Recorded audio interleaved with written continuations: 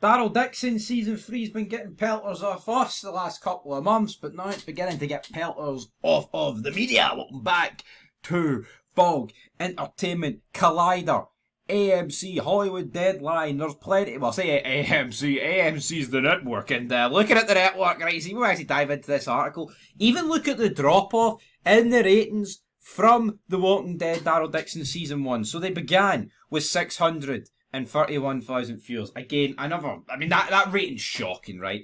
But considering how bad it's, Daryl Dixon has lost over 2/3 of the rating it had. And these ratings were disgusting at the start. Look at Season 1, so 631,000 views.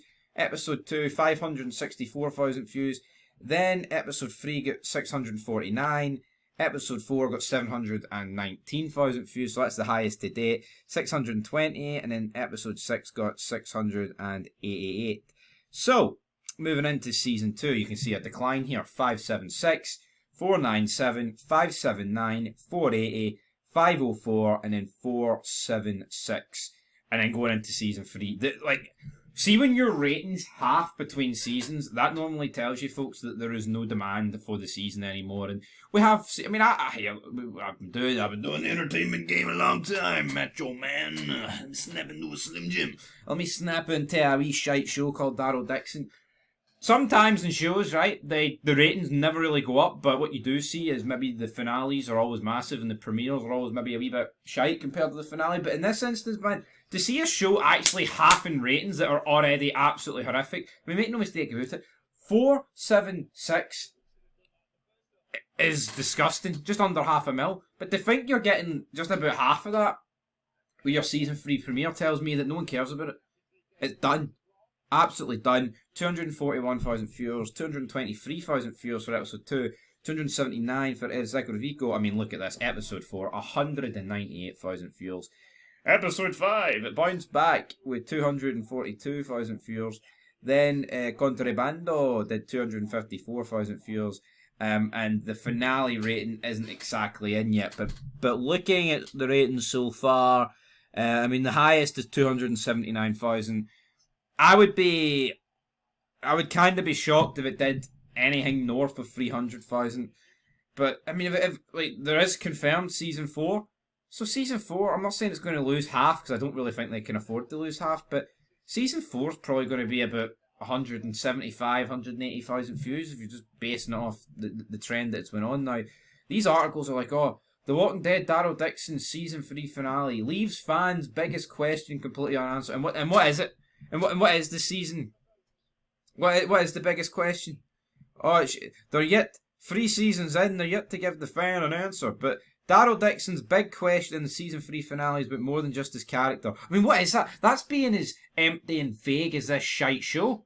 It's actually insane. Well, what is your question? What question do you want answered? And people are talking about, look, the highs of last season in Paris, super strong walkers, 2 villains, and a fascinating storyline. At the end of season 3, Daryl opens up to Carol.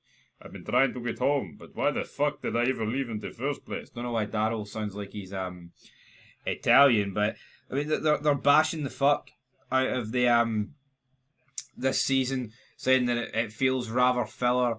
I mean, that's what I would say. It's like, even as bad as like season 1 and 2 did feel, at least you felt like there was a purpose. At least there was actual things happening, like real villains, like a real threat, a reason to go on. And like season 2, it was like, we need to get back to this plane, or it can only hold this amount of people. We'll stay behind.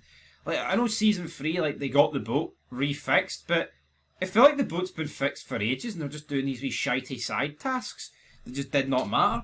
And going forward to season 4, like it says, The Walking Dead's other spin-offs had a reason for existing. I mean, the reason for this show existing is, it's done.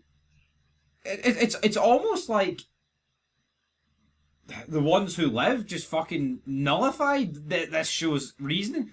If you didn't have The Ones Who Live, right, Daryl going off to find Rick would have more weight, because you'd be like, well, we actually don't know where Rick is. You might watch this show thinking that maybe Daryl's going to come across Rick. You could come across him in Barcelona. You could come across him in Berlin, Paris, or London, or whatever. Dublin. You know, somewhere in Europe, right? Daryl could come across Rick, but when you know Rick's safe, the purpose of the show, the reason Daryl got a show was to set off after Rick, and it's just a mess. Anyway, guys, leave your thoughts down below. The ratings are nosediving. The show is brutal. It's absolute filler at this point. It's pointless, and when you've got all these websites that have praised The Walking Dead for a decade and a half now, questioning why the show even exists, that's when you know it's at rock bottom. Anyway, leave your thoughts down below. Till next time, peace.